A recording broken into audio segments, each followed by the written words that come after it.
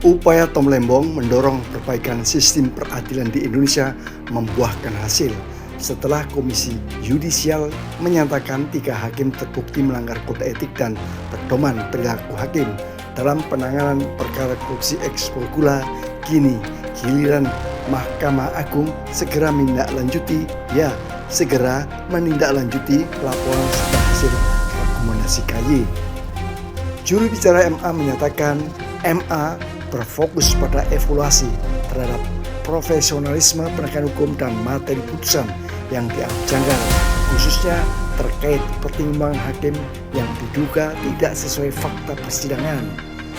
3 hakim yang mengadili perkara dugaan korupsi penyelewengan izin impor gula mantan Menteri Perdagangan Tom Lembong dinyatakan bersalah oleh Komisi Yudisial. Dalam amar putusannya, KY mengusulkan kepada MA agar ketiga hakim dijatuhi sanksi tidak diperkenankan mengadili perkara selama 6 bulan. 3 hakim adalah Ketua Majelis Hakim Denny Arsan Fatrika serta 2 hakim anggota Purwanto S. Abdullah dan Alvis Setiawan. Sebelumnya, Tom Lembong melaporkan Majelis Hakim Pengadilan Tipikor ke KY dan Mahkamah Agung setelah ia dijatuhi hukuman pidana penjara selama 4,5 tahun dalam perkara izin impor gula. Tom Lembong juga diketahui menerima abolisi dari Presiden Prabowo Subianto sehingga membuat proses pidana terhadapnya dihentikan meskipun vonis pengadilan telah lebih dulu dijatuhkan. Semua ada batasnya. Bahkan populis-populis atau ekstremis kanan atau ekstremis kiri ya, right wing, left wing, itu ujungnya kehabisan bensin ya, karena untuk siram bensin terus ya menyulut.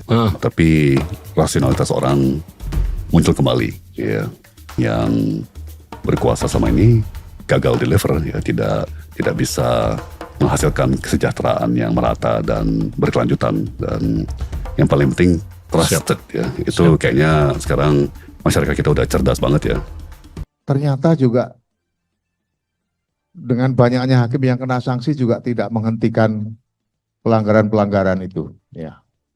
Ada beberapa hal yang saya coba kemukakan. Yang pertama, bahwa ini juga saya sebetulnya mengamini apa yang sering disampaikan oleh Yang Mulia Ketua Mahkamah Agung. Jadi terhadap pelanggaran-pelanggaran yang oleh hakim yang bersifat transaksional, artinya pelanggaran yang terkait dengan tugas hakim menangani perkara dengan mengambil keuntungan dari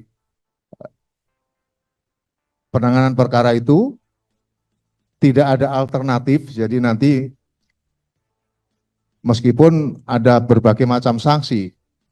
Jadi kalau disetujui, kalau tindakan hakim yang bersifat transaksional itu sudah pasti sanksinya adalah, rekomendasinya oleh KY adalah pemecatan, pemberhentian tidak dengan hormat.